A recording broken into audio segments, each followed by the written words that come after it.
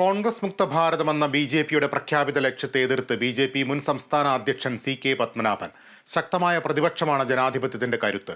സുരേഷ് ഗോപി തൃശൂരിൽ ജയിച്ചത് സ്വന്തം കഴിവുകൊണ്ട് മാത്രമാണ് എന്ന് പറയുന്നതിൽ അർത്ഥമില്ല. ഊണും ഉറക്കവും ഉപേക്ഷിച്ച് എണ്ണയിട്ട യന്ത്രം പോലെ പ്രവർത്തിച്ച നൂറുകണക്കിന് പ്രവർത്തകരുടെ വിജയം കൂടിയാണ് തൃശൂരിലേതെന്നും സി.കെ. പത്മനാഭൻ പറഞ്ഞു. പാർലമെന്ററി ജനാധിപത്യത്തിൽ ഏറ്റവും പ്രധാനപ്പെട്ട രണ്ട് ഘടകം എന്ന് പറയുന്നത് ഒന്ന് ശക്തമായ ഭരണപക്ഷവും അതോടൊപ്പം ശക്തമായ പ്രതിപക്ഷവുമാണ്. പക്ഷേ 2014 തെരഞ്ഞെടുപ്പിന് ശേഷം പ്രതിപക്ഷ നിര ദുർബലമായതായിട്ടാണ് നമുക്ക് കാണാൻ വേണ്ടി കഴിഞ്ഞത്. ഒരു പ്രതിപക്ഷ നേതൃസ്ഥാനം ഏറ്റെടുക്കാനുള്ള ഒരു അവസ്ഥ പോലും പ്രമുഖമായിട്ടുള്ള കോൺഗ്രസിന് ലഭിച്ചില്ല.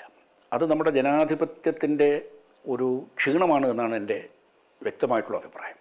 2024 പാർലമെൻറ്റ് തെരഞ്ഞെടുപ്പിൻ്റെ ജനവിധി എന്ന് പറയുന്നത് അതിൽ ശ്രദ്ധിക്കപ്പെടേണ്ട പഠിക്കേണ്ട ഏറ്റവും പ്രധാനപ്പെട്ട വിഷയം ഭരണപക്ഷത്തോടൊപ്പം കിടപിടിക്കാവുന്ന വിധത്തിൽ ശക്തമായ ഒരു പ്രതിപക്ഷ നിരയുടെ സാന്നിധ്യം നമ്മുടെ പാർലമെൻറ്റിൽ വന്നു കഴിഞ്ഞു എന്നുള്ളതാണ്. അത് ഈ കോൺഗ്രസ് മുക്ത ഭാരതം എന്നൊക്കെ ഈ ആലങ്കാരികമായിട്ട് പറയാമെന്നല്ലാതെ അത് പ്രായോഗികമായി നടപ്പാക്കാൻ സാധിക്കില്ല. സുരേഷ് ഗോപി ഒരു BJP നേതാവാണെന്ന് പറയാൻ സാധിക്കില്ല, BJP പ്രവർത്തകനാണെന്ന് പറയാനും സാധിക്കില്ല.